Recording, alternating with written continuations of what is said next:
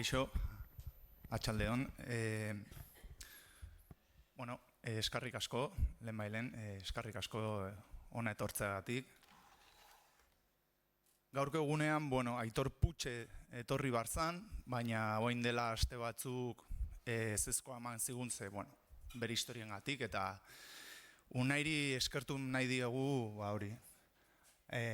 presaka ibiltzagatik eta zerbait antolatzeagatik oso, denbora gutxiekin ez, baina, eta hori da, gaur Unai Belastegi dugu gurekin, EHUko irakaslea da, historia garaikidea departamentuan edo sailan ez, eta, ikerlari amorratua da, gaur bertan saltzeatu egin dut interneten, eta, behitu.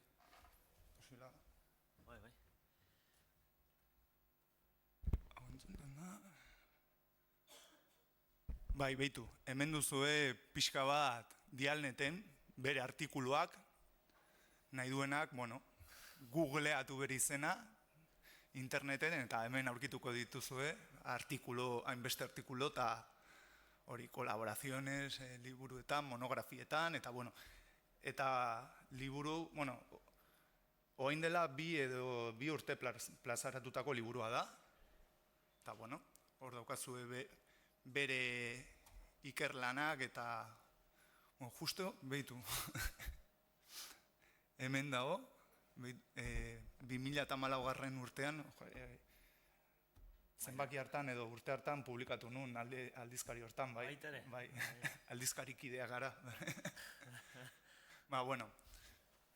Hori izan, akarrikan, zuek ikusteko.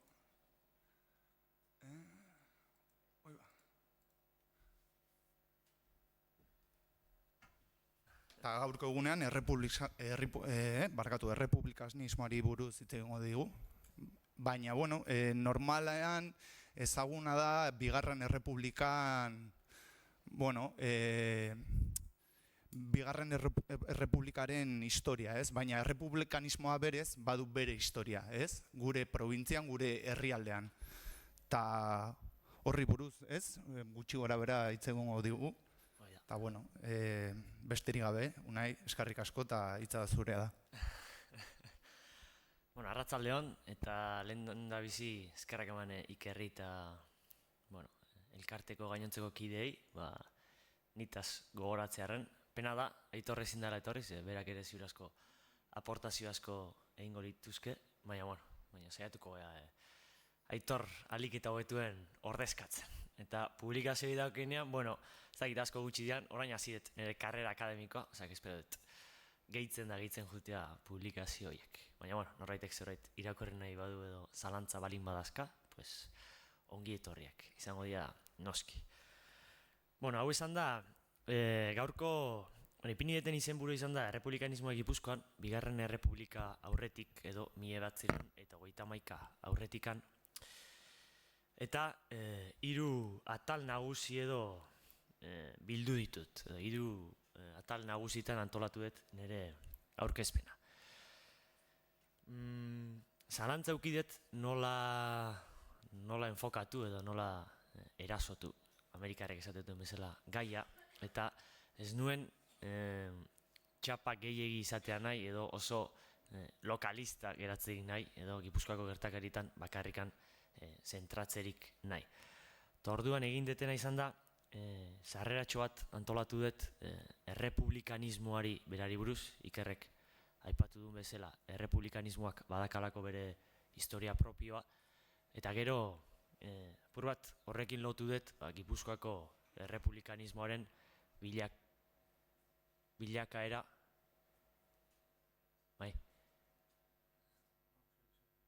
ni jarraituko dut. Entzuten da, ondo entzuten da, bale.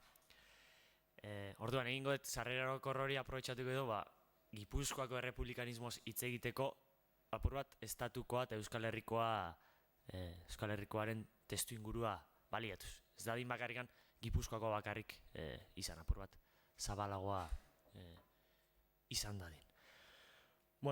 Orduan, zergaitik aukeratuet horrela aztea, batez ere azkenengo egunotan, asteotan, hileotan, errepublika oso bolo-bolo da bien kontzeptua da, bueno, azkeneko urteotan esango nuke, eta orain Kataluniaren auziarekin, da gainontzekoarekin, independentzia eta errepublika bat aldarrikatzekotan dabiltzala, bueno, ematen du edo, ez dakit, ze gertatukoan, baina, bueno, hortan dabiltz, eta askotan agertzen den kontzeptua edo ideia da errepublikarena. Aurrekoan begire ibili nintzen, eta nazio batuen erakundeak onartzen ditun, ofizialki onartzen ditun munduko estatuen hiru laurdenak errepublikak dira. Orduan, esan nahi du gaur egungo estatuen gehiengo batek forma errepublikanoa aukeratu duela bere egitura politiko bezala.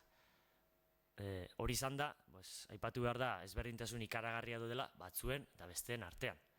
Hor, bueno, presidenteak indar gehiago, parlamentuak indar gehiago, erlijioak indar gehiago eduki edo ez, errepublika bat edo sistema bat zentralista izan edo dezentralizatua egon, baina, bueno, behintzat, kontzeptuak esan nahi digu, gaur egungo sistema politiko nagusiena errepublika bera dala. Eta errepublika bat egon dadin, errepublikanismo bat egon behar da. Gutxienez, Europan bai, Europako historiak kontatzen digu, errepublika bat egon dadin, errepublikanismo bat egon behar dala. Eta, orduan galdera izango litzateke, zer dan errepublikanismoa? Bueno, definizioak egon daitezke, gela honetan, bakoitza bere edukiko du, ziur asko, baina, bueno, apur bat orokorra eta ulergarri izan dadin, errepublikanismoa izango litzateke mugimendu edo kultura politiko bat, zeinak errepublika aldarrikatzen duen. Errepublika ezartzea nahi duen mugimendu edo kultura politikoa litzateke errepublikanismoa. Sozialismoak, estatu sozialista bat eraiki nahi duen bezala, komunismoa defendatzen duen bezala, eta abar. Bai? Eta Europan, errepublikanismo hau edo kultura edo mugimendu politiko hau, nolabait hiru ideia orokorrekin edo identifikatu ohi da. Batetik, demokraziaren kontzeptua da. Nik uste dut hau dela nagusiena. Errepublikanismoak normalean demokrazia defendatzen du. Gero, demokrazia zer dan ez dan, ja bakoitzak bere azalpen emango du, baina, bueno, behintzat, demokrazia defendatzen du. Eta demokraziarekin lotuta, nolabait, modernitatea edo mundu zaharra edo aintzin erregimenarekin apurketa bat defendatzen du baita ere, eta hori egiteko bidea parte handi baten estatuaren eta elizaren arteko banaketaren bitartez egiten du. Orduan, demokrazia defenditzen du, modernitatea eta aurrera begira dago, eta gero nahi du elizak estatuaren kontuetan parterik ez hartzea. Hori dira, nolait, ideia orokorrenak edo errepublikanismoa Europan definitu dezaketenak.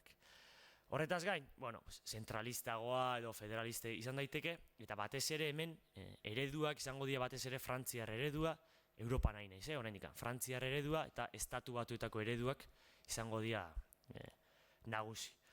Hor dakazue, estatu batuetako mapa bat, bueno, internetetik ateratako dira, publikoa dira, baina, bueno, estatu batuetako ateratako mapa bat, estatu federal bada, 50 estatu ezberdin daude bakoitzak bere eskumen, eta autonomia, modan dagoen beste kontzeptu bat. Autonomia handiarekin, eta ostera, Frantzia departamentu ezberdina osatutako errepublika unitarioa da, zentralista da. Departamentu horiek, estatu batutako estatuekin konparatuz, askoz autonomia gutxiago daukate. Estatuko errepublika, Espainiako errepublikanismoa eren agerpena, nolabait, 1878an emango da. La Gloriosa iraultza famatuaren testu inguruan agertuko dira lehendabiziko errepublikanoak. Errepublika, nolabait, plazan defendatzen dutenak lehendabiziko aldiz urte horren ostean agertuko dira. Aurretik debekatuta zeuden, ezinezkoa zen errepublika aldarrikatzea. Orduan, lehendabiziko aldiz urte horretan agertuko dira. Eta eragina, bueno, gehien bat Amerikar, AEB agertzen da hori da, Amerikar Estatu Batuak, edo Estados Unidos. Estatu Batuen eragin egongo da batez ere, hemengo errepublikanismoan. Frantziarna ere bai, baita ere. Gero bilakaera apur bat kontatuko dizuet. Eta Euskal Herriari dagokionean, Euskal Probintzietan ere antzeko zerbait. Ematen da, Espainiar Estatuko Euskal Probintzietan. Testu inguru berdinean agertzen da, 1878an agertuko da, Eta hemen bai, estatu batuengandik hurbilago edo sentituko dira. Besteak beste, nolabait, ideia federal edo deszentralizatu horren ondorioz. Zer gertatu da? Historikoki nire ustetan behintzat eta objektibok izan daiteke, errepublikanismoak askoz jarraitzaile gutxiago eduki dituela. Eta gero, eztabaidatuko dugu honen inguruan nahi badezue. Sozialismoaren inguruan edo nazionalismoaren inguruan pile bat idatzi da eta jarraipen askoz gehiago daka. Baina errepublikanismoak askoz jarraipen gutxiago idatzi da, eta Euskal Herrian 3-4 liburu bakarri daude errepublikanismoan zentratzen direna. Bat, Aitor Putxe berak aipatutakoa. Bizkaian idatzi da bat, Gipuzkoan idatzi dira 2, eta gero Nafarroan dago beste bat. Nafar errepublikanoen ingurukoa. Oso gutxi da, konparatuta gainontzeko korrente politikoekin. Eta agertu da batez ere, hiri eta herri nagusinetan agertu dan mugimendu edo kultura politikoa izan da errepublikanoen errepublikanismoa. Hemen dakazue La Flaca aldizkariak, hor, azpian agertzen da. Hemen azpian dago.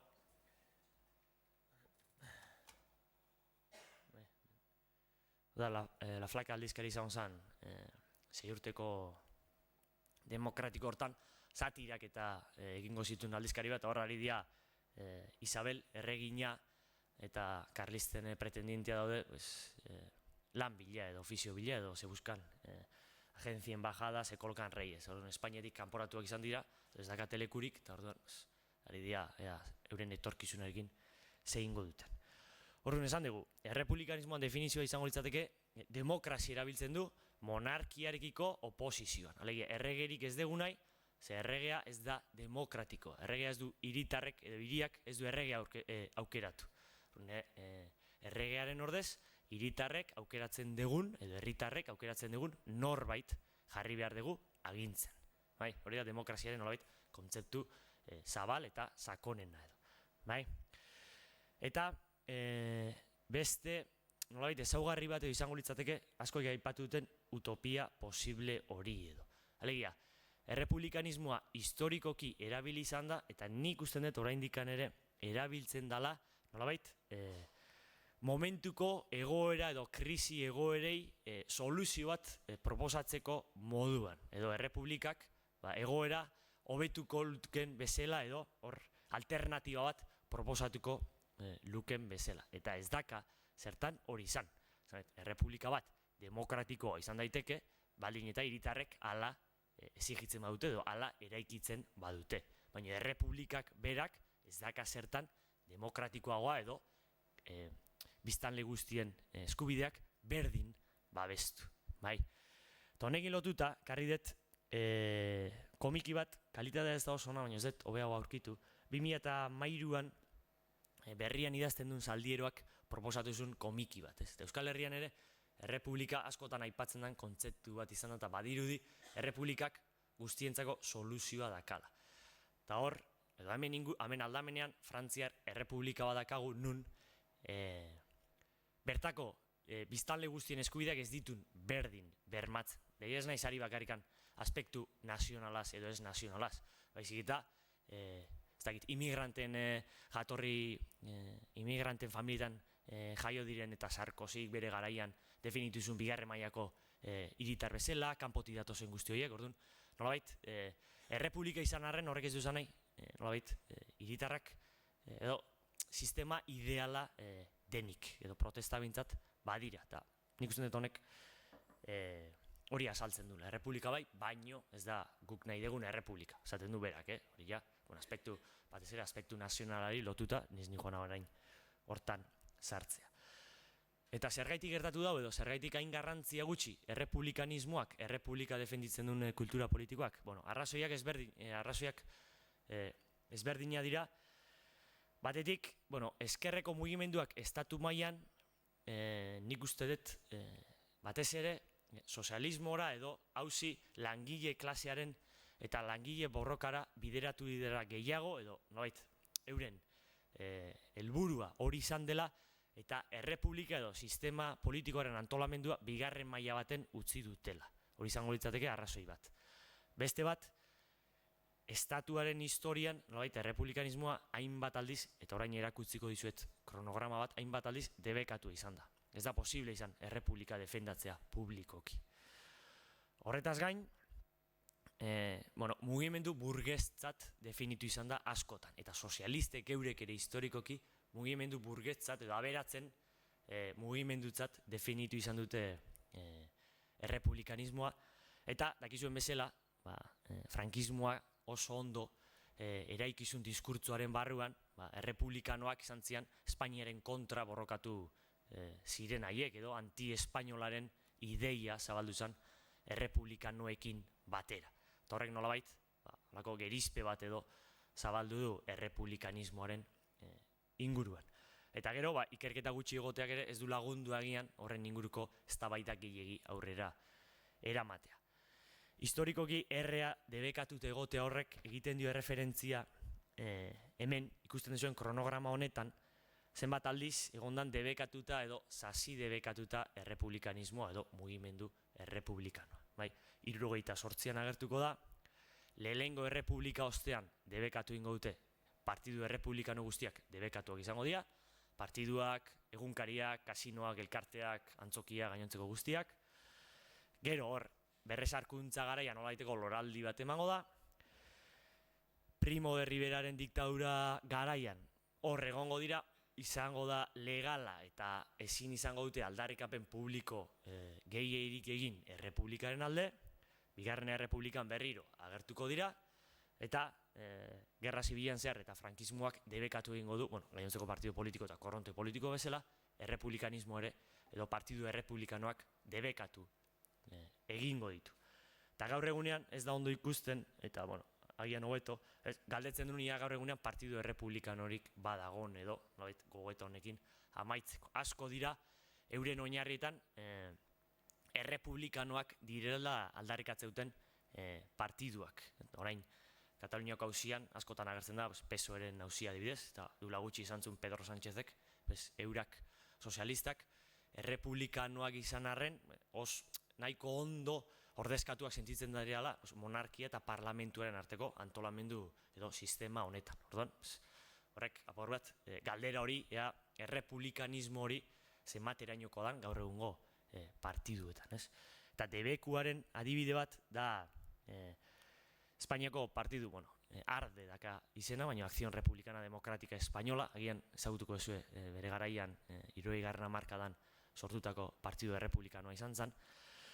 Eta bertako presidentea izan zanak, bidalitako eskutitzen artean, batean kontatzen du nola trantzizio garaian, Franco hil ostean, ospatu ziren lehendabiziko hauteskunde orokorretan, konstituzioa eratzeko edo idazteko osatu ziren parlamenturako hauteskundetan nola euren partidua debekatua izan zen. Kontatzen, Arias Navarro aipatzen du, Adolfo Suarezen atzetik, eta nola Arias Navarro esan ziren que si no quitábamos la R de republicana, la ARDE, de la denominación del partido, este no sería legalizado. Partidu hauek, naiz da sozialistak, partido komunista, partido nacionalista, legalak izan lehendabiziko hauteskundetan, partido republikanoak ez ziren sartu lehendabiziko ofizialki mintzat, edo euren tituluan errepublikano aldarrikatze ziren horiek, ez ziren sartu oraindikan hauteskunde haietan.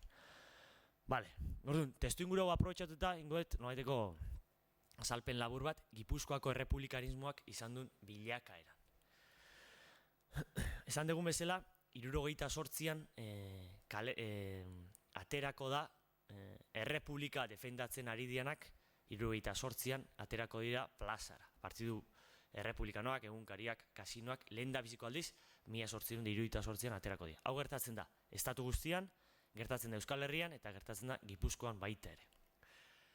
Lehendabiziko partiduak, partidu federalak edo federalismoaren inguruan antolatuko dira. Edo ez badira federalak ere, euren oinarrietan partidu federalak izango dira. Eta gero hasiko da nolabaiteko zatiketa. Eta horrek karri dizuet lider batzuen izenak, Pimargal, Figueras, Salmerón, Castelar da kompainia, agian ezagunak egingo zaizkizuelako, nolabait, Espainiar errepublikanismoaren sortzaileak eurak izango dira. Eta Euskal Herrian eta Gipuzkoan ere eragina edukiko dute eurek, ze eurengandik erango dute hemengo errepublikanoak. Eta hau da, bueno, nolabait, Pi Margali egindako beste aflakan ateratako beste karikatura bat edo, pues bera nola saiatzen ari zen, bere teoriak eta errealitatea hor lotzen edo lotu nahian, hor magia apur bat egin behartzoan, liburuak eta mapak moztu, eta hor kontatzen duen magiko edo astrakan paktoa, pues nola bilatzen duen paktoa, estatu hori desberdinen arteko paktoa, gero behan edo eskubita agertzen da ejerzizio sinalmaktiko, horrek esan nahi du, alkarren hartzen diren erabakiak biak errespetatu behar dituztela berdin, eta orduan hortan ere zinean dabil. Gero nola Espainiako testuinguruari egiten dio behian erreferentzia, esaten du autónomos españoles felices e independientes. Hemen beko irudi honetan esaten du felices e independientes, da burrukan ari dia, gerran ari dia Espainia errepublika aldarrikatzen ari dan bitartean. Orduan, apurrak kritika bada, lehendabiziko errepublikano eta federal hoiei egindako kritika bat izango da. Euskal Herrian, 79an eta Gipuzkoan bertan, eukigen duen sortea diot, dokumentu gehiago gorde dialako, Eibarko Paktu Federala ospatu zen. Errepublikanoak saiatuko dira Espainian errepublika aldarrikatzen, oraindik ez da aldarrikatu, eta errepublika aldarrikatzeko errepublika modu federalean antolatuko dute, alegia, deszentralizatuta. Tokian tokiko estatuek edo regioek independentzia handia eukiko dute gobernu zentralarekiko. Eta hori egintzean paktu ezberdinak estatuan zehar, Galiziarrek eta Asturiarrek egin zuten bat, Andaluziarrek egin zuten beste bat, Aragoi eta Kataluniarrek egin zuten beste bat, eta Euskal Herrian egintzan beste bat. Eta bilduzian hegoaldeko 4 probintziak. Araba, Bizkaia, Gipuzkoa eta Nafarroako ordezkariak bildu ziren Eibarren antolatzeko etorkizunean aldarrikatzen errepublika horren oinarriak zeintzuk izango ziren. Eta Euskal Herriak ze papel jokatu hartzun, edo Euskal Probintziek, ze papel jokatu hartzuten errepublika horretan. Eta bertara bildu zian hor dazkazuen herri eta hirietako ordezkariak. Donostia adibidez ez da agertzen. Garai, oraindikan errepublikanoak ez daude antolatuta, ez dira federalak. Gipuzkoan esango da, edo eurek aldarrikatu dute Tolosarrak zantziala lehendabiziko errepublikanoak. Eurek esango dute lehenengo kasinoa edo elkartea eurek osatu zutela. Eta, esango dute ez bakarrik Gipuzkoan da Euskal Herria, maizik eta Espainia guztiko lehendabiziko kasinoa eurena izan zala aldarrikatuko dute gero Tolosarrek. Baina egia da, lehendabiziko dokumentua bintzat Tolosan aurkitu direla. Eta oraindikan Donostiarik ez egote hemen, esan nahi du, Donostian antolatu gabe zegoela errepublikanismoa modu federalean. Eta bertan hartuko dian erabakien artean, bat, organizar una federación Basko-Navarra, eta beste alderdetikan egunkari bat osatuko dute, edo publikatuko dute, 4 bat izenekoa. El pacto, órgano del pacto Basko-Navarro. Bertan albisteak emateko, errepublika hori nola sortu behar da. Hau da argazki bat, pakto horretako argazkia. Probintzia ezberdinetako ordezkariekin.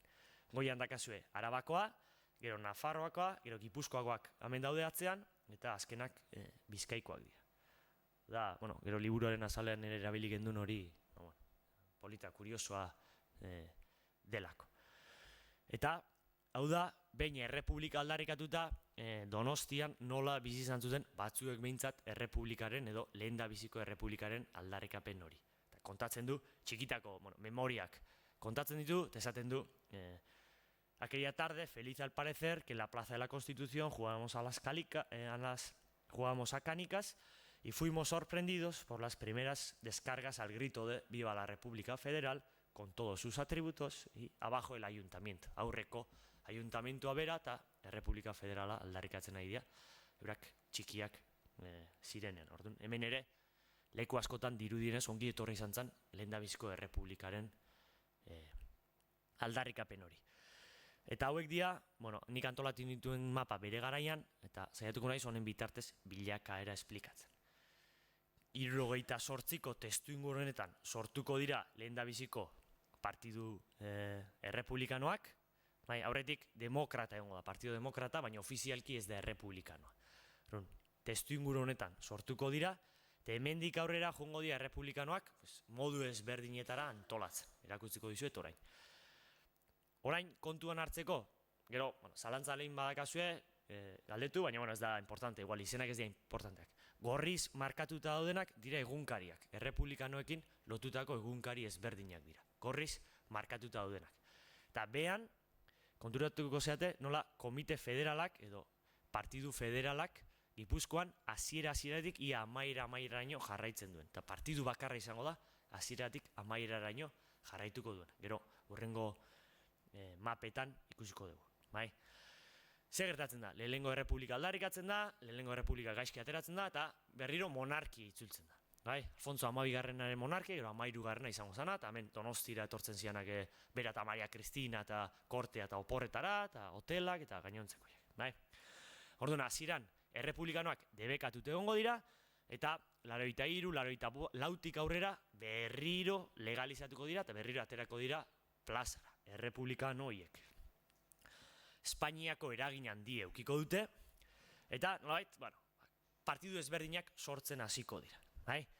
Importantea edo detaile bat, hemen Labode Gipuzkoa aipatzen da nau, Donostian egunkari bat, gero azalduko dizuet, egunkari importante bat sortuko da. Suposatzen den batzuk ezagutuko dizuela, Laboz Gipuzkoa edo Labode Espainia, bihurtu izana edo bihurtu arazi zutena frankistak sartu zirenean. 36ko irailean hartu zuten egunkaria eta euren egunkaria ateratzen hasi zian, egunkari hau aprobetxatuta. Egunkari errepublikanoa izango da. 86an, mendea amaitu aurretik, Altsasun, Eibarko Paktu Federalen antzeko zerbait egingo da, Altsasuko mitina edo deitzen zaiona, eta Espainia guztitik etorriko dira ordezkariak, eta bertan saiatuko dira nolabait hegoaldeko 4 probintzien batasun bat aldarrikatzen, eta eurek zeukaten autonomia defendatzen. Errepublika definituko dute como una salida del abismo. Estatua krisian dago, Kubako gerra, Filipinak, imperioa azkenak ematen ari da, Espainiak ez du funtzionatzen, da orduan soluzioa izango da errepublika. Eta errepublika horretan, 4 probintziek nolabait euren autonomia defendatu behar dute. Eta hori, bertako, ateratako ondorioen artean, edo eurek sinatutako dokumentuen artean, hori agertzen da. Autonomia municipal y provincial, que salve a los fueros del país vasco-navarro. Horretaz gain, ez da osoikoa, agertzen da baitere, errepublika horrek, edo partidu errepublikanoak, ze helburu dakan. Igualara harrikos y pobres. Hori, sozialistek hartuko duten, erabiliko duten, lema bat izango da, bai? Sozialismoaren, marxismo-leninismoaren lema izango da, eta errepublikanok ere aldarrikatuko dutena gutxiagotan. Ez da inoikoa izango hori. Eta hemen ikusten dugu ja, nola azten dan, saltza. Aurretik partiduak sortzen ari bazian, konturatu nola, enbudua zabaltzen azten dan. Hasieran partidu gutxi dazkagu, eta 83, 84an azten dia sortzen, da hemen ja, uste maia zu espresioa, ja desmadre azten da. Pila bat partido mugimendu ezberdin sortuko dia testu inguru honetan. Zabaltzen azten da. Joerak gerotak gehiago dia. Teuren artean ere azarreak gerotak gehiago izango dira, noski. Ez dira hainbeste, eta gainea pila bat arlotan banatuta egongo dira. Berriro, gorriak egunkariak izango dira, eta behan federalak euren egunkariekin, euren antolamenduekin jarraituko dute berriro. Legalizatzen direnetik, ia amairar arte. Mende amaitu horretik, 1900 arte, hor izango da, bi hauek izango dira nolabait, errepublikanismoaren edo errepublikanoen garairik onenak. Hor ikusten da bezala, partidu gehien, mugimendu gehien hor egongo da. Eta hor ikusko duzuen nola, enbutua, apur bat, estutzen dikoan partido gutxi geratu arte. Hor izango da, loraldie. 1910ko hamarkadan, Bartzelonako istiluen ondoren, errepublikanismoa da sozialismoa biltzen hasiko dira. Gipuzkoan ez da alakorik emango edo bilketa hori ez da inbestiko izango. Bilbon bai, Bilbon ondo funtzionatuko du, errepublikanoen da sozialisten arteko elkarteak edo nahiko ondo funtzionatuko. Donostian eta Gipuzkoan ez da hain egoki emango batasun hori. Eibarreko kasuan salbuespena izan da. Eta lehenengo mundu gerraren testu inguruan berriro federalismora itzulita saiatuko dira probintziako partidu autonomoak eta mugimendu autonomoak antolatzen. Zaiatuko dira, Federazio Republikana de Basko Navarra bat antolatzen, provintzia bakoitzeko partidu ezberdinekin. Lortuko dute, baina funtzionamendu oso kaskarra izango da eta ez dute aurrera egingo. Zergaitik, jende askok jada errepublikanismo utziko du eta berrezarkuntzako krisiaren ondorioz, 1917, grebak emantzianak, istiluak eta gainontzekoak, testu inguru horretan, jende askok edo sozialismora hurbilduko da edo euskal nazionalismora ere hurbiltzen hasiko da. Orduan, klienteak galduko dituzte errepublikanoek testu inguru horretan. Eta behin, Primo de Riverak diktadura altxamendua egiten duenean, 1923an, errepublikanismoa ez da debekatute egongo, baina ilunpera baztertuko da. Orduan, errepublikanoek ezin izango dute euren aldarrikapenik publikoan egin.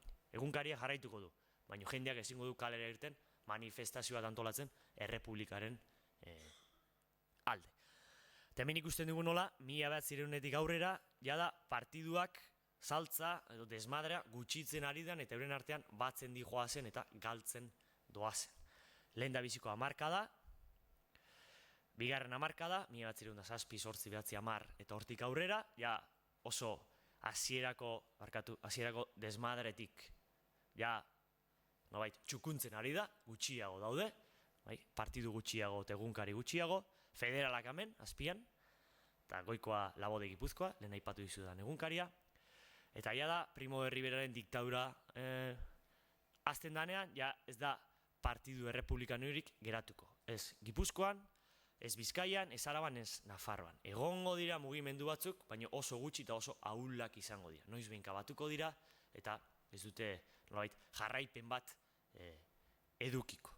Federalak ere hemen amaituko dira, ez dute jarraituko gehiago federalek ere. Jarraituko dun, nolabait, ente bakarra edo egunkari izango da. Labode Gipuzkoa egunkaria bera izango da. Hauek besterik gabe, hauteskundetako emaitza batzuk, Gipuzkoanko diputaziorako hauteskundetako emaitza batzuk, errepublikanoek lortu zituzenak. Hirugarren indarra izango da, bigarren errepublika aurretik barkatu. Errepublikanoak hirugarren indarra izango dira Gipuzkoako diputazioa, sozialistak eta nazionalistak PNV-ek baino indar gehiago edukiko dute. Eta amaitzeko aipatu nolabait mugimendu politiko hau edo kultura politiko hau sustraitzeko eta zabaltzeko beharrezkoa dela ez bakarrik partidu politikoak egotea edo jarduera politiko bat, baizik eta jarduera politiko hori laguntzen dizkioten hainbat jarduera eta hainbat aktibitate ezberdin. Eta aspektu horretan, hor agertzen dian egunkariak, ospakizunak, gazteak, emakume mugimenduak, guzti horiek ere lagunduko dute nolabait errepublikaren aldeko joerak handitzen. Eta bakarrik partidu batek bere bakarrik ezinezkoa du jendea mobilizatzea. Hori osatzeko sortuko dituzte kasinoak, egunkariak, eta bar, eta bar, eta bar. Bai, eta elkarteen garrantzia, amairan elkarteen garrantzia hau azpimarratzeko mapa bat egin nuen bere garaian, esaten du, la importancia, hau da, Zumarragako kasinoa inauguratu zutenean botatako espitxa. Y si en todas partes necesitan de estos centros los hombres de una misma comunión política, mucho más necesario se hacen aquí para los liberales, quienes el ambiente reaccionario no nos consiente el franco desenvolvimiento de nuestros anhelos progresivos. Beharrezkoak dira kasino, elkarte eta gainontzeko mugimendu hauek guztiak. Eta hau da, Gipuzkoako mapa bat, hauek dira kasinoak bigarren errepublika aurretik gutxienez errepublikanoek parte hartu zituzten elkarteak dira. Ez dira guztiak errepublikanoak.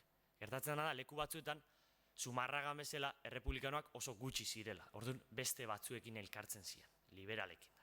Baina hauek guztietan errepublikanoek parte hartu zuten, desente dira. Ikusten zuen bezala gero, Deba ibaiaren inguruetan, Donostia aldean, Irunen, konzentratzen dira gehienak. Gero barru aldean ja, Azpeiti, Azkoiti, eta Goierri aldeak eta Tolos aldea eta horrek ja, esan dezagun, tradizionalistagoak edo karlistak indar gehiago zuten eremuak dira, eta orduan ez dira inbeste errepublikano egongo. Eta pare bat, gogoeta bat edo amaitzeko, pare bat ondorio, beste kritika bat errepublikanoei egindakoa, euren artean nola antolatzen zian, hauek unionistak edo batasunaren alde daudenak izango dira, fila india eta atenditzen, eta berriro hemen, federalak edo dezentralizazioaren alde zeudenak, umeak hor ezin antolatuta, bakoitza bere kaxa hor jolasten da desmadre. Adierazten du baita ere, errepublikanoen artean, behintzat, errepublikanoak ez zirenak nola ikusten zituzten errepublikano hauek ikusteko apur bat esageratuta, baliagarria dira komiki hauek ere. Orduan, borobiltzeko da, Euskal Herrian da Gipuzkoan, nolabait, estatuko Espainiako joerak errepikatuko dira, edo joera nagusienak errepikatuko dira. Ezberdintasun batzuk eukiko dituzte. Joeren artean, batez ere, mugimendua hirietan antolatuko, edo herri handienetan antolatuko dien mugimendua izango dela, errepublikanoak, demokrazia aldarrikatu dute, Amerikar Estatu Batuak defendatuko dute, eta salbuespen bezala foruak edo federalismo hori edo deszentralizazio hori nolabait garai bateko euskal foruak tradizio, usadio, lege eta hoietan oinarrituko dituztela hein handi batean. Eta gero federalismoa nolabait autonomismo batetara edo bideratuko da. Eta horregaitik batez ere Euskal Herrian republikano federalak izango dira nagusi. Naiz eta partido republikano federal baten ez egon. Baina gainontzeko partiduetan, kasinoetan, egunkarietan ere, joera hori ikusiko da. Dezentralizazioaren alde egingo dute. Probintzien artean, hegoaldeko probintzien artean, lau probintzien artean, ez daude hainbeste ezberdintasun. Danak nahiko antzekoak edo izango dira, eta federalismo hori guztien artean errepikatzen da. Agian, errepublikanismonik erradikalena edo Bizkaian aurkitzen da, edo Bilbo inguruan behintzat, ez Bizkaian, baina Bilbo inguruan batez ere, lehen aipatu duten sozialismoarekin dakan harreman horregaitik. Langile mugimendua gehien Bizkaian da Bilbo inguruan antolatuko da, eta horrek nolabait errepublikanoei eramango die langileriaren gandik apur bat gertuago edo egotera. Eta gainontzekoetan apur bat kontserbadoreagoa izango da. Helburu izango da, karlistak, integristak eta tradizionalista horiek guztiak garaitze edo horiei aurre egiteko helburua edukiko dute. Eta beste bineta bat, errepublika aldarrikatzen egon, ¿qué hacemos? Que sea unitaria, que sea federal, una, más, eta dezentralizatuta, beste txiste bat, edo egindako kritika bat.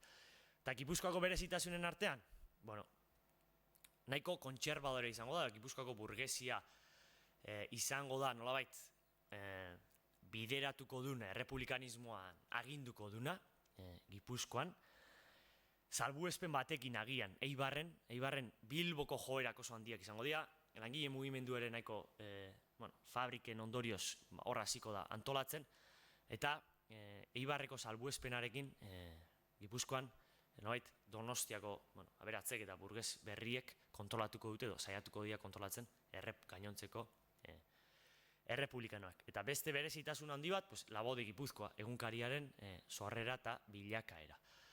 1888an, urtarrilaren batean, hasi zen publikatzen, eta 1936ko irailera arte, frankistak Donostian sartu zirenera arte, jarraituzun egunero publikatzen. Eta da, Euskal Herriko egunkari errepublikanorik garrantzitsuena da, ale gehien dituena, eta Espainiako garrantzitsuenetarikoa ere Labode Gipuzkoa da. Guztira ia 20.000 ale edo numero publikatu zian egunkari honenak. Eta hemenak azue, bigarren errepublika aldarrikatu zanean, aterazun titular hori Labode Gipuzkoak.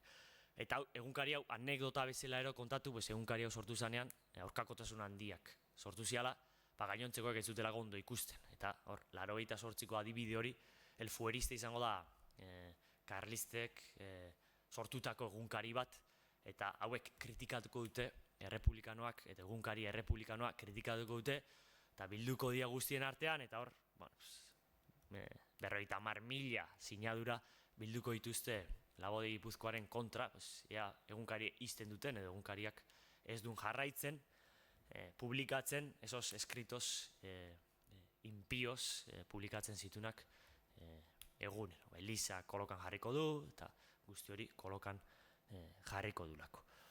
Beste kritika bat, kasu honetan karlistei egindakoa garai honetan, hor artaldea dago behan, eta hoian Dios Patria rei lemarekin, karlistak eta errepublikanoak ez dira ondo eramango, ezain nagusienak eurak izango dira, eta hemen, badirudi, gerrarako prestatzen ari diala buruzagia baibintzat, eta gero artaldeak, gardiek jarraituko die hartzain honi. Eta besterik gabe, pare bat anekdota, baina hau norbaitek galdera edo balin badazka, gero hemen bildu ditudan pare bat anekdota, bigarren errepublikaren aldarrikapenarekin eta lotuta, norbaitek zer galdetuko hau, gero erakutziko dizuet aldarrikapenak nola eman zian.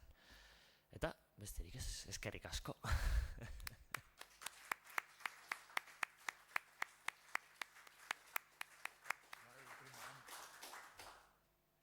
Bueno, denbora, eskarrik asko, oso interesgarria. Eta denbora desente dugu, 30-40 minutu inguru, hitz egiteko, edo galderak egiteko, zuen komentarioak edo egiteko. Mikroa pasatuko dizuet, hau grabatzen da. Eta, eskualtza eta han egongo naiz. Parkatu apunte bat, Eibarko udal artxiboak utzitako irudia dago hasieran agertzen dana da Eibarren bigarren errepublika aldarrikatu zutenean, gero Eibarko gaur egunean Untzaga plaza dena, udaletxeko plaza hori, lehen erregearen izena zeraman plazak, eta bigarren errepublika aldarrikatzen denean egite duten lehendabiziko gauzetako bat izango da, plazari izena aldatuko diote, eta erregearen izena edo hor ezabatzen ari dira jendea azpian bilduta. Eta ikusten ari badia, eskerrak eman, Eibarko udal artxiboari argazkia usteagatik. Zegun izan zen? 14an aldarrikatuko zen, 14an ez pasan, 15an edo 16an ateratako argazkia dela. Bai, bertan, horrengo gunean edo... Eta ikurrere ikusten da pixka... Interesgarria, dokumentu interesgarria. Badaude gehiago, gero bakizue Eibar izango dela, zaldeko izuet. Eibar izango lehenengo herria, bakizue mesela, Espainia guztian, bigarren errepublika aldarrikatuko duna. Hauteskundiak egingo dira, apirilaren 12an, udal hauteskundiak, eta hauteskunde horretan, monarkiaren kontra zeudenek irabaziko dute. Hor, datu batzuk ipini dizuet. 19 zinegotzitatikan, 18 izango dira monarkiaren kontra zeudenek lortuko dituzte 18 zinegotzi. Errepublikanoak ez dira izango gehienak sozialistak izango dira. Baina, aprobetxatuko dute errepublika aldarrikatzeko. Eta, bi anekdota bat, tartean PNV-ko zinegotzi bat egongo da tartean, eta PNV printzipioz edo ofizialki ez da monarkiaren kontrako batasun honen parte izango hauteskunde aurretik, eta behin errepublika aldarrikatzerakoan PNV batuko da errepublikaren alde edo. Eta hemen esaten du nola Eibarko PNV-ko zinegotzia zenak errepublika aldarrikatu ostean ospakizunetara juntzala plazara, udaletxeko plazara, eta kontatzen du Toribio Etxebarria, beste sozialista batek kontatutako, bere liburuan kontatutako anekdota da. Con la mayor ingenuidad del mundo, se echó la ikurriña al hombro y se asomó a la plaza para celebrar. Contaban los viejos del lugar que el bueno de Joaquín Elorza, zinegotzia, no pudo llegar a Untzaga, plazara edo ospakizunak egitera ezin izan zala iritsi. Se encontró con un republicano que le dijo, Ikurriña Orrea se echea, no a dónde vienes con esa ikurriña, y vuelta para casa, y el sorprendido Joaquín cogió la ikurriña y se tuvo que volver a casa. Ikusteko apur bat, errepublikaren inguruan ere nolakoak eman diren eta ematen jarraitzen duten gaur egunean ere. Eta bigarrena izango da, Eibarkoek errepublika, lehendabizikoak izan ziren errepublika aldarrikatzen, karriet entrevistat, baina pena da ez da ondo entzuten. Izango dira lehendabizikoak errepublika aldarrikatzen. Gertatzen dana, errepublika konfusio bategatik edo dirudienez konfundituta aldarrikatu zutela. Pentsatzen da, eurek hauteskundeen emaitzak jakin zituztenean, bazirudien errepublika aldarrikatuko zala. Torun jendea, dirudienez, nahiko aizan hor, nahiko atentu haber ze gertatzen zan edo. Eta 13tik 14ko gau horretara, Toribio Etxebarria kontatzen dula baita ere, 13tik 14ko gau horretan, dirudienez, Donostitik, bera kontatzen du, Donostitik Arrainarekin zetozen kamioiak Bilbora eta batez ere barrualdera Gasteiz eta Madrilera jungo zian, nora jungo zian Arrainarekin, haietako kamioi gidarin batek edo bestek komentatu omen ziela ibartarrei Espainiako leku ezberdinetan errepublika aldarrikatzen ari ziela ja. Goizeko 4, 5 edo 6. Hori entzun zutenean eibartarrak, jendeari deik hasi zian Eibarren, atea jotzen eta manifestazio bat antolatu zuten, manifestazioarekin juntzian udaletxera, udaletxean zinegotzi aukeratu zian, zinegotzi hauek igozian, pleno antolatu zuten, eta erregearen argazki hartu, lehioti bota, eta errepublika aldarrikatu zuten. Eta gero, konturatu zian, lehendabiziko trenak, Bilbotik eta Donostitik iristen naizian, goizean iristen naizian lehendabiziko trenetan zetorren jendeak, etzekila ezer edo etzekila errepublika aldarrikatzen naizianak beste lekuetan. Eibarren esaten du, geratu ziela danak, guk errepublika aldarrikateko du, eta aber oain, zer. Egon ziala pare bat ordu, 2-3 ordutan, eibartarrak, aber lo que pasa. Eta gero berriro enteratu ziala, Bartzelonan eta Katalunian errepublika aldarrikatzen hasi ziala, eta orduan berriro bildu ziarra udaletxean, berriro pleno egin zutela, eta orduan ja, Eibarko udalak errepublika aldarrikatu zuela. Eta hori da, kontatzen den anekdota hori. Eta elkarrizketa batean, Eibartar batek kontatzen du hori. Bera ere, manifestaziora bildu zala eta juntzala hor, eta izan zala apur bat improvisatzen juntziala, gauza bat bestearen atzetik improvisatzen jundako zerbait izan zala. Gipuzkoan gertatu izan hori, eta dirudinez, konfusio baten ondorioz. Baina, gero, errepublikak, nobait, emango dio ohorezko izendapen bat, emango dio gero Eibarko hiriari, errepublika aldarrikatzen lehendabizikoak izan zialako. Eta kulpa handi bat, dirudinez, Donostiko Arraina eramaten aizian kamioilariak edo izan omen zian, kontatzen du Etxebarriak. Hori da, beste anekdota bat hemen datorren. Ez dakit, zerbait malin badaka zuen, edo... Leraren bat, edo... Bai, vale.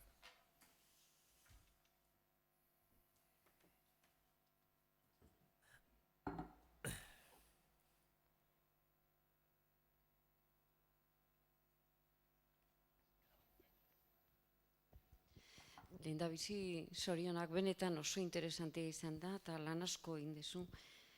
Eta bi galdera ditut. Lehendabizikoa nola finantziatzen zian Partido Republikanoa, esatik talde asko azaldu dia, gero gainea bolara batzutan debekatua, gero berriro azaltze zian, ez da, finanziazioan aldetik eta gainea bolara hartan jendiak zeukan maila, eta jakin nahi nuke, ez dakit errexadan jakitea hori, eta bigarren, emango zendun izen bat adibidez Gipuzkoan, gure lurraldean, ze republikanoa izan zen, esango gendun maila honena zeukana edo importantiena, zatik ez da asko ezautzen gai hau. Eskerrik asko. Bai.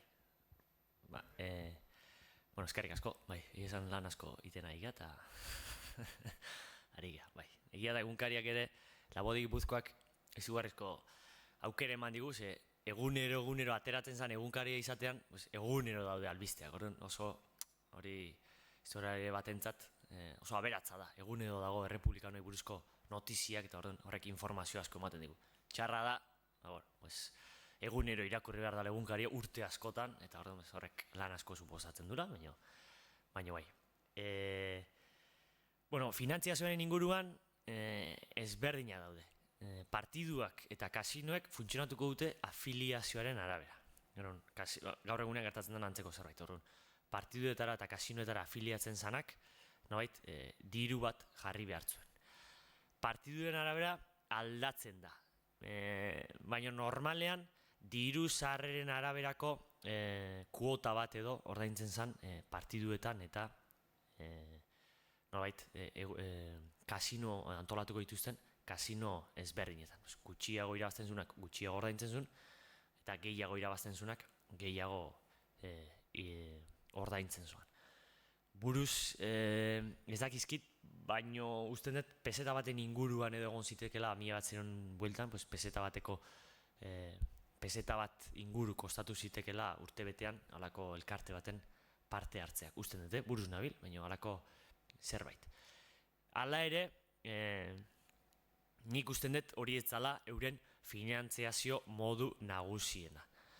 Hor, aipatu dut bezala eta batez ere Donostian, hor jende asko egongo da errepublikanoen inguruan. Naiz eta partiduan edo kasinoa zuzenean parterik hartu ez, jende asko mugituko da horatzean, eta probintziako negozio askotan parte hartuko duen jendea egongo da. Eta horrek atzetik, suposatzen dut, babestuko zula baitere ekonomikoki bai partiduak eta bai kasinoak. Gertatzen dena hori jakitea oso zaila dela, ze publiko etzan egiten, eta egiten bazan izen egin entzan agertzen. Hemos recibido una donación de 100 pesetas. Claro, ez dakizu nork ematen duen orduan zaila da. Baina nik usten dut jendeaz gain nagusiena izango dela hor inguruan dabilen jendea. Eta izenak aipatzekotan, ez dakit, etorzera lehenengoa Sasian izan da. Bigarren Errepublikako alkatea izan zen hemen, eta aurretikan Pakto de San Sebastián,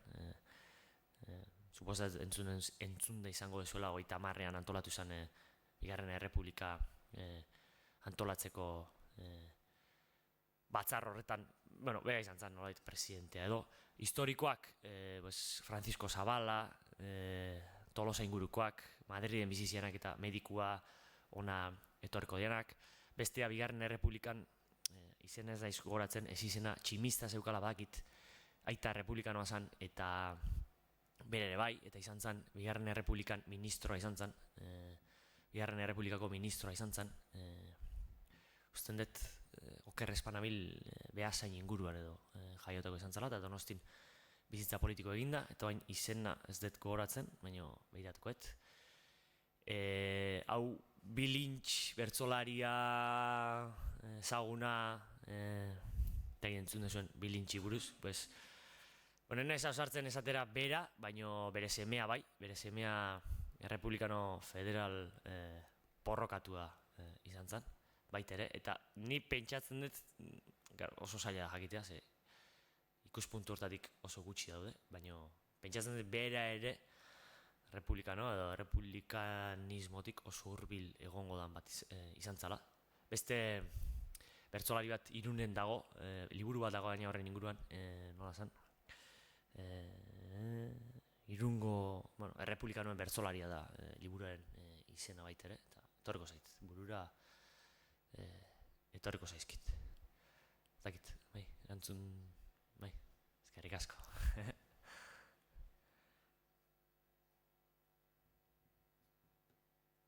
Bai, kixo.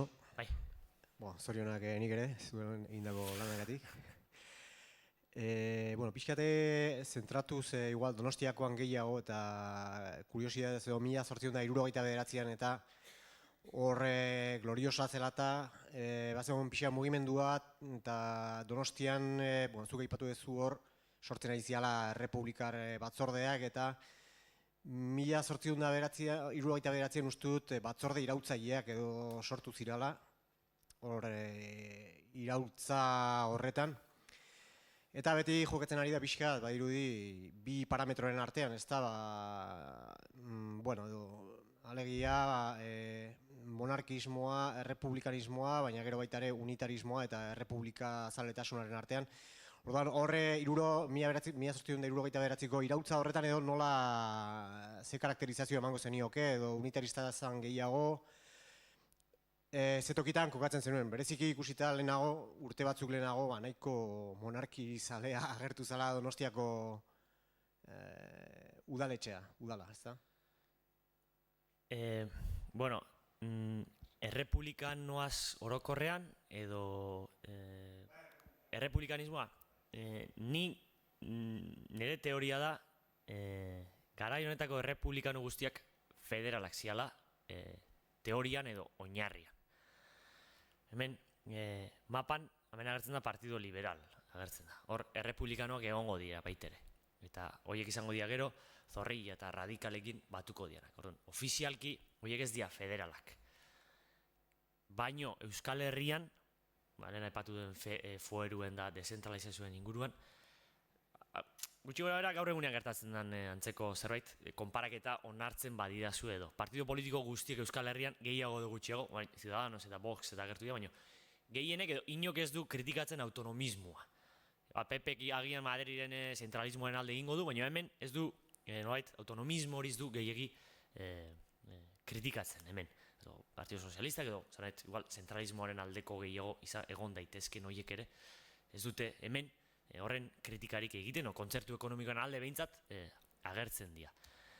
Eta garai honetan ikusten dut antzeko zerbait gertatzen dela. Orduan, hemen dakaguna da, Donostin testuinguru honetan, federalak edo komite federalak gero partidu bihurtuko dianak, nere ustetan, eta gertatzen da proba gutxi dazkaula, baina 190an ala sinisten dut, federalismo egongo da langileriaren gandik, edo antolatzen nahi izan langileria horren gandik askoz hurbilago egongo da.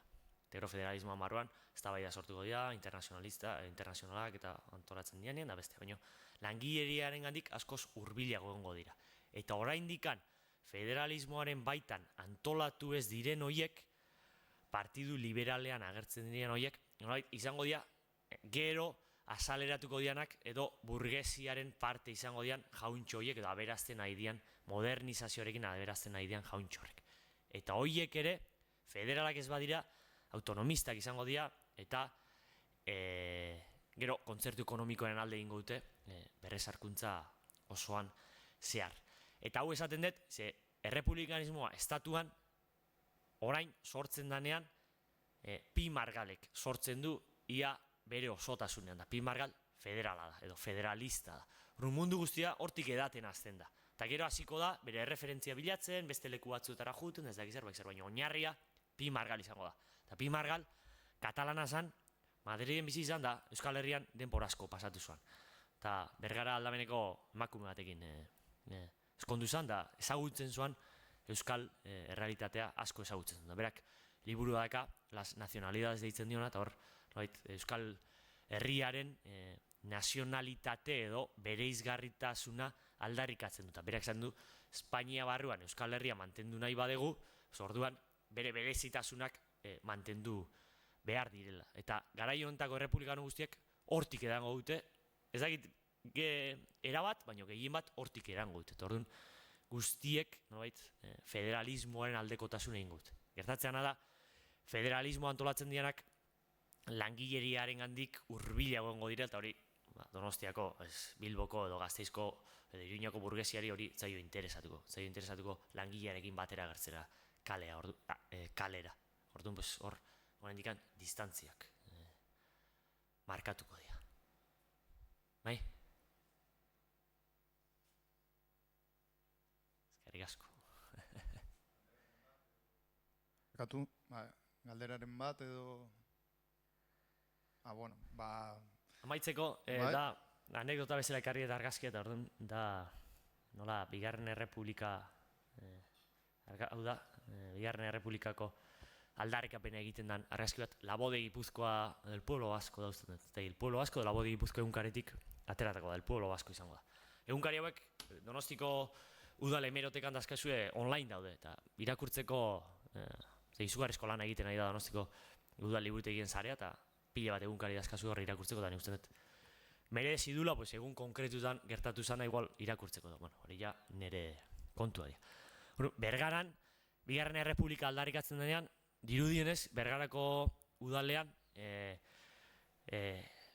Euskal Errepublika bat ere aldarrikatu zen Bigarren Errepublikarekin batera. Gero, inok kasorik ez zion egin. Eta hau ikusten, Bergarako artxiboan egon naiz, baina justu hau ikusten denez egon da, oraindik ez dakit. Baina, Eibarko artxiboan gordetzen da dokumentu bat, esaten Bergarako udalak reclama como primera autodeterminación la proclamación de la República Vasca confederada con las demás repúblicas ibéricas. Aldarrikapen hori egin zuen Bergarako udalak bigarren errepublika aldarrikatu zanean. Da dirudinez gero beste inok ez zion kasurik egin, da hori ez du aurrera egin, baina egun ematen Bergaratik pasako naiz eta norbait pasatzen bada, hor dakazue artikulu interesgarri bat prentzan ere publikatzeko. Eta beste bat hau da, Donostiko lehengo udaletxean ateratako argazki bat, balkoian, bigarren errepublika aldarrikatzen danean, eta hor, gehienak, hor, Konjunzio Republikano Sozialista edo Liga Antimonarkika osatuko den horkoak izango dira, gehienak parte, 25 zinegotzi, PNV-ek 6 eta gero monarkikoak beste 6, eta hauek bigarren errepublika aldarrikatuko dute baita ere, eta balkoian dirudinez eskeiko dute, hiru ikur eskei zituzten. Errepublikaren bandera eskeiko dute, sozialistek edo gazte sozialistek euren ikur bat. Ez dakitena, ez da apresiatzen da, deskribapeten agertzen da, la bandera de jóvenes socialistas, ez dakit, suposa ezaket nondi doazen, baina ez dakit justu zein bandera izan zen, ez dakit elkartekoa zan edo, ez dakit, sobietarren bat atera zuten edo ez dakit oso ondo ze atera zuten, eta gero horretaz gain ikurriña bera ere aldarrikatu zuten edo ipini zuten plaza horretan, nazionalistak egin handi batean bildu zialako bigarren errepublikaren aldarrikapen horretar. Ordura arte ez bezala, ikurriña ere errepublikaraian hor balkoian eskeiko dute. Eta honekin amaitu nahi nun, anekdota bezala edo, zuek egiteko edo. Eta beste, eskerrik asko, zuen interesagatik eta nahi dezuen arte. Eskerrik asko.